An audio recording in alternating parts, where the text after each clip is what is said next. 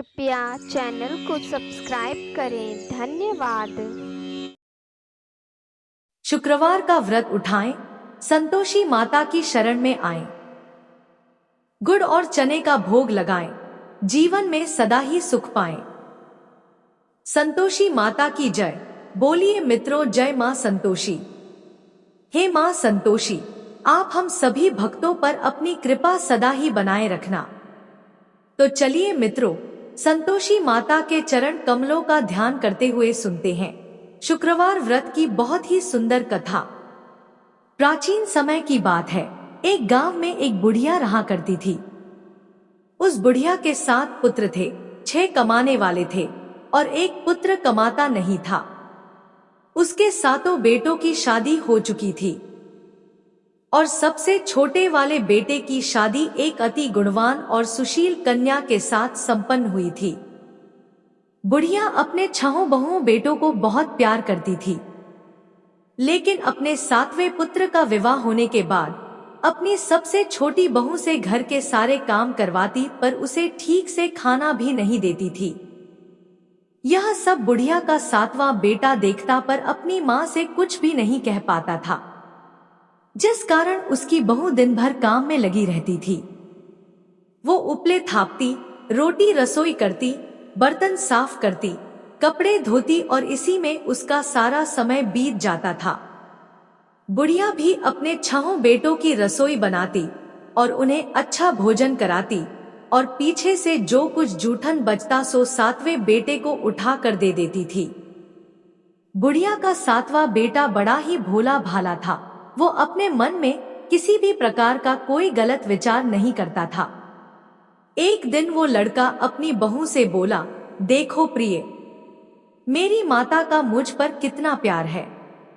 यह सुनकर उसकी पत्नी बोली, क्यों नहीं, आपकी माता का आप पर बहुत प्यार है कि सबका बचा हुआ जूठन तुमको खिलाती है। वह बोला, भला ऐसा भी कहीं हो सकता है? मेरी माँ ऐसा कभी नहीं कर सकती। मैं जब तक आंखों से न देखूं, मैं मान ही नहीं सकता। बहू ने कहा, तुम खुद देख लोगे तब तो मानोगे। और ऐसे ही कुछ दिन बाद एक बड़ा त्योहार आया। बुढ़िया के घर में 7 प्रकार के भोजन और चूरमा के लड्डू बनाए गए। बुढ़िया का 7वां बेटा अपनी पत्नी की बात को जांचने के लिए सिर दर्द का बहाना करने लगा और एक पतला कपड़ा सिर पर ओढ़कर रसोई घर के पास ही लेट गया। अब तो लड़का कपड़े में से सब देखता रहा कि आखिर क्या हो रहा है। जब 6 भाई भोजन करने आए तो उसने देखा कि माँ ने उनके लिए सुंदर सुंदर आसन बिछाए हैं, 7 प्रकार की रसोई परोसी है और हर बेटे को आग्रह करके जिमाती है कि खा ले बेटा।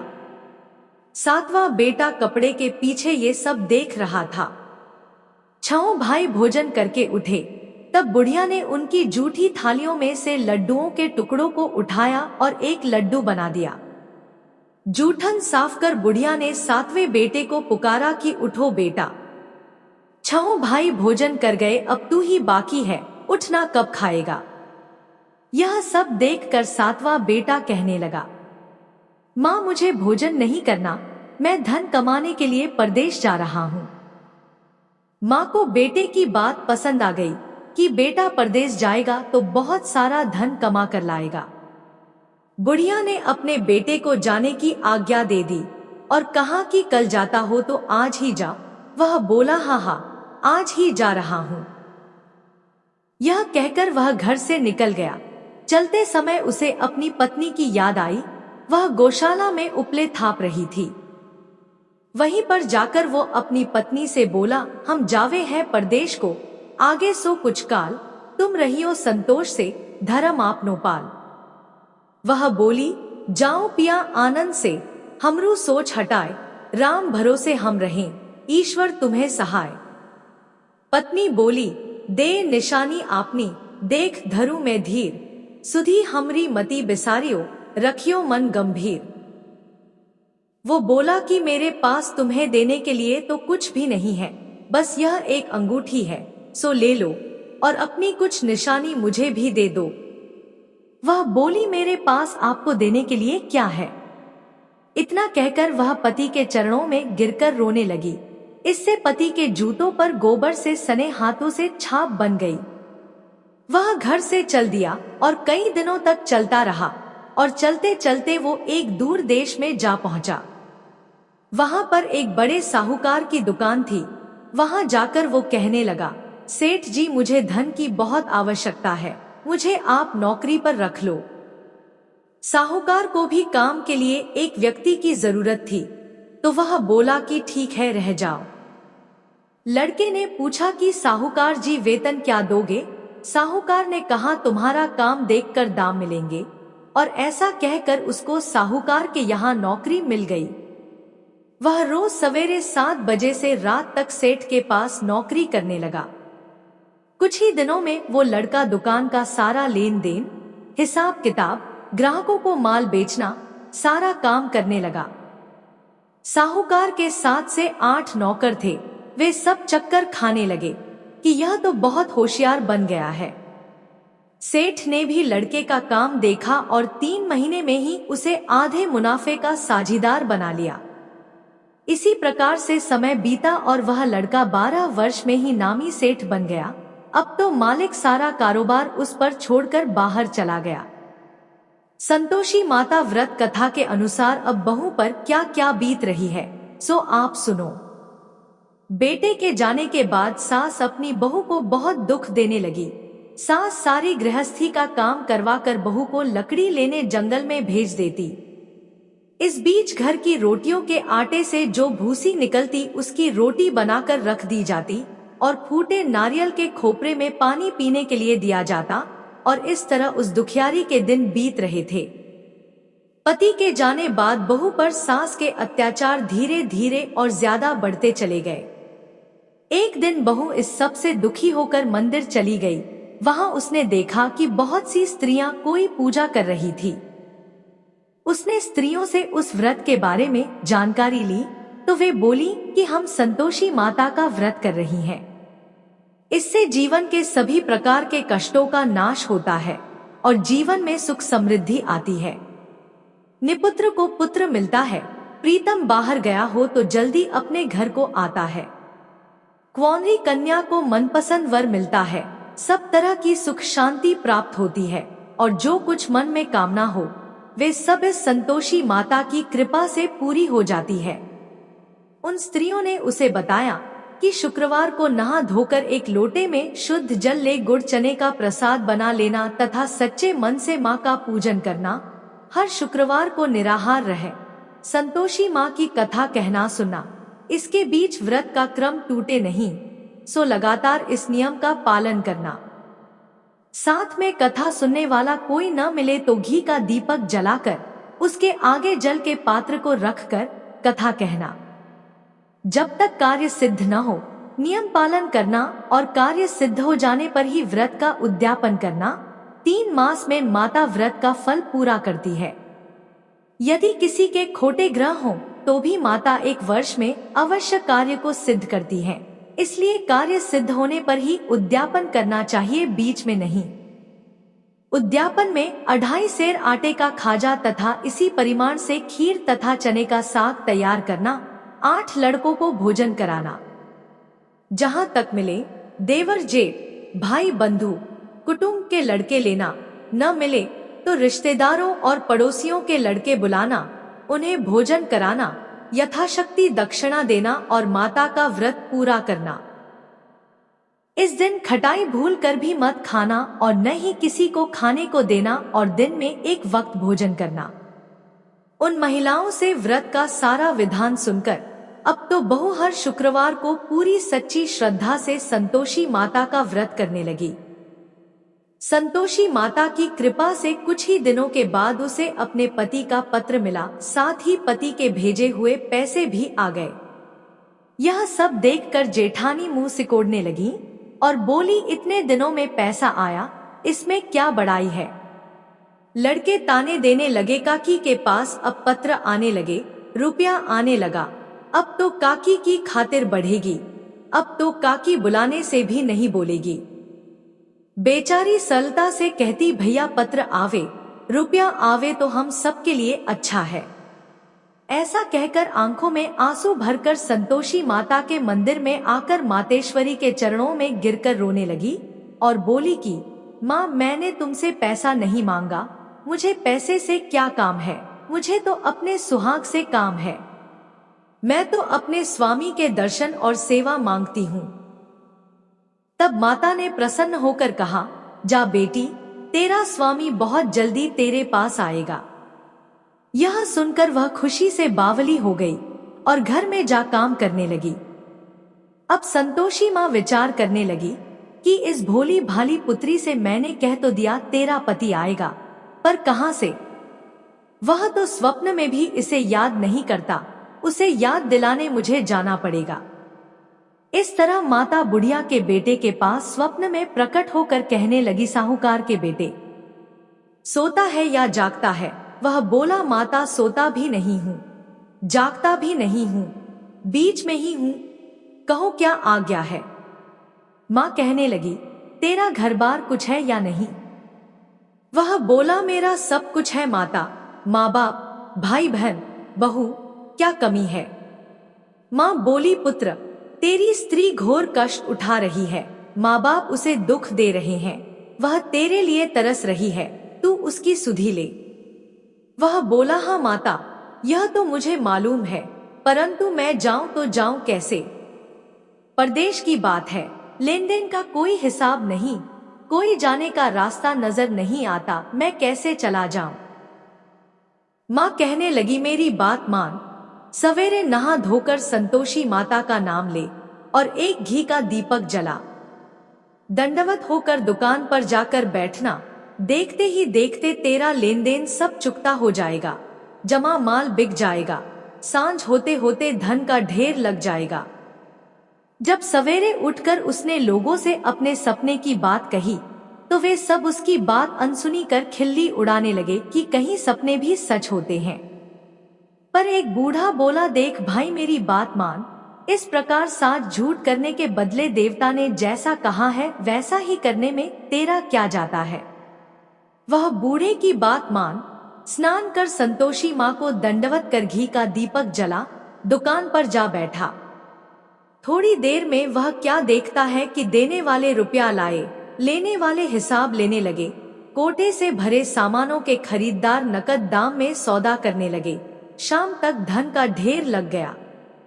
माता का चमत्कार देख प्रसन्न होकर मन में माता का नाम लेकर अपने घर ले जाने के लिए गहना कपड़ा खरीदने लगा और वहां के काम से निपटकर वह घर को रवाना हुआ। वहां बहू बेचारी जंगल में लकड़ी लेने जाती है, लौटते वक्त माँ के मंदिर पर विश्राम करती है। वह तो उसका रोजाना रुकने का स्थान था। दूर से धूल उड़ती देख वह माता से पूछती है, हे माता, यह धूल कैसी उड़ रही है? माँ कहती है, हे पुत्री, तेरा पति आ रहा है, अब तू ऐसा कर, लकड़ियों के 3 बोझ बना ला, एक नदी किनारे रख, दूसरा मेरे मंदिर पर और तीसरा अपने सिर पर रख। तेरे पति को लकड़ी का गट्ठा देखकर मोह पैदा होगा, वह वहां रुकेगा, नाश्ता पानी बना खाकर माँ से मिलने जाएगा। तब तू लकड़ियों का बोझ उठाकर घर जाना और बीच चौक में गट्ठा डालकर 3 आवाजें जोर से लगाना, लो सासू जी, लकड़ियों का गट्ठा लो, भूसी की रोटी दो और नारियल के खोपरे में पानी दो, आज कौन मेहमान आया है? माता की बात सुन बहू, बहुत अच्छा माता कहकर प्रसन्न होकर लकड़ियों के 3 गड्ढे ले आई। एक नदी तट पर, एक माता के मंदिर पर रखा और एक सिर पर रखा। इतने में ही वहां एक मुसाफिर आ पहुंचा। सूखी लकड़ी देख उसकी इच्छा हुई कि अब यहीं विश्राम करे और भोजन बना खाकर गांव जाए, और इस प्रकार भोजन बना विश्राम कर वह गांव को गया। वो घर में सबसे प्रेम से मिला और उसी समय बहू सिर पर लकड़ी का गट्ठा लिए घर में आती है। लकड़ी का भारी बोझ आंगन में डाल जोर से 3 आवाज देती है, लो सासू जी, लकड़ी का गट्ठा लो, भूसी की रोटी दो, नारियल के खोपरे में पानी दो। यह सुनकर सास बाहर आ गई, अपने दिए हुए कष्टों को भुलाते हुए कहती है, बहू ऐसा क्यों कहती है? तेरा मालिक, तेरा पति आया है, आ बैठ, मीठा भात खा, भोजन कर, कपड़े गहने पहन। इतने में आवाज सुन उसका स्वामी बाहर आता है और अपनी अंगूठी देख व्याकुल हो माँ से पूछता है, माँ यह कौन है?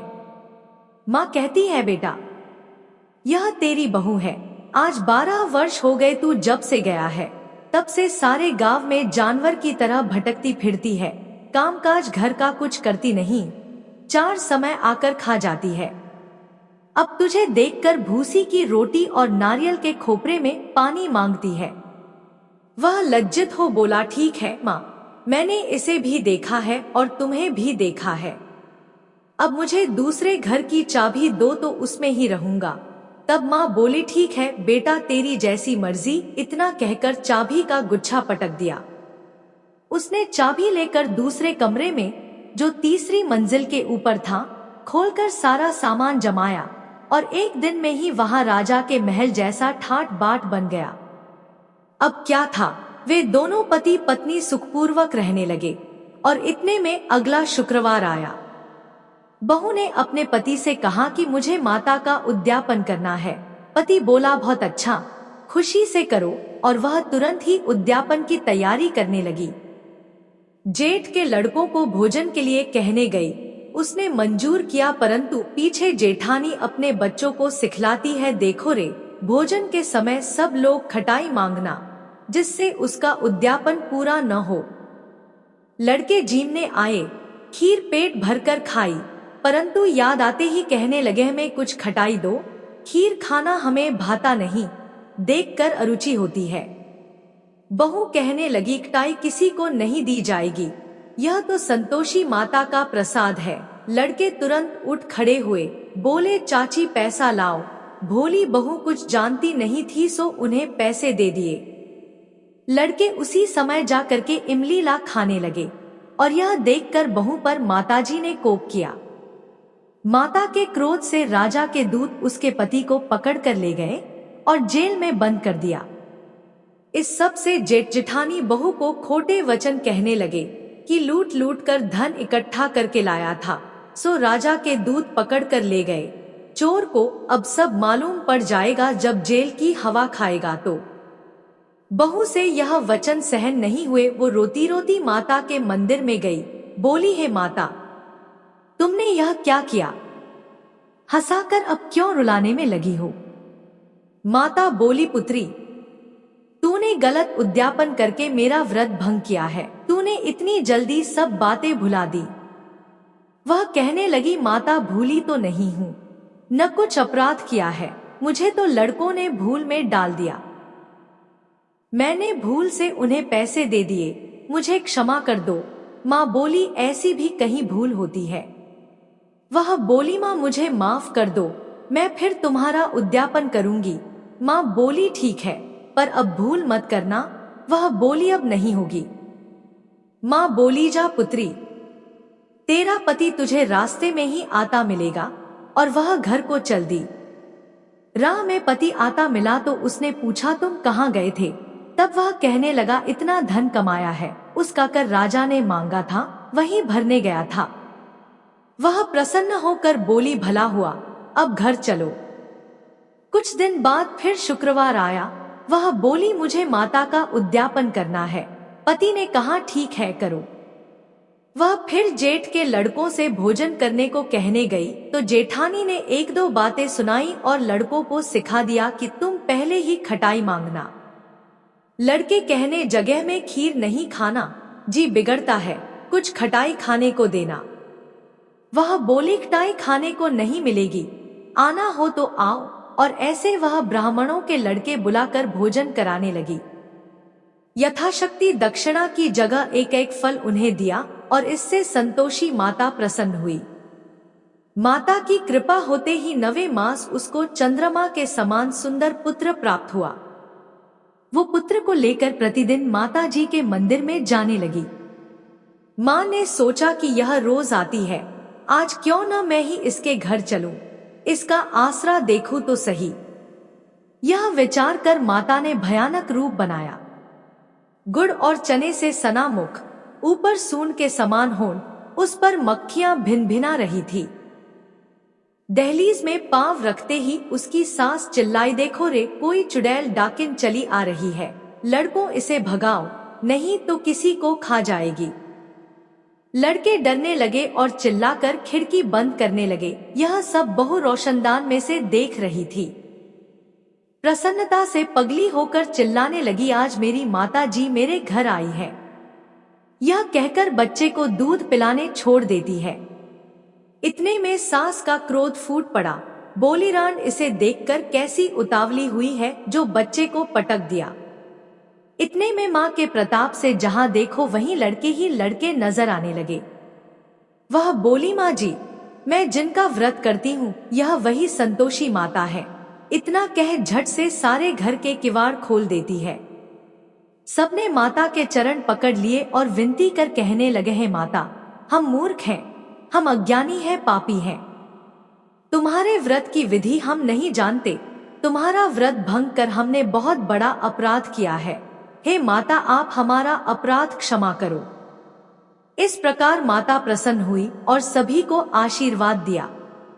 माता, आपने बहू को जैसा फल दिया वैसा सबको देना। जो भी भक्त माता की यह कथा पढ़े उसका हर मनोरथ पूर्ण हो। तो बोलिए प्रेम से संतोषी माता की जय।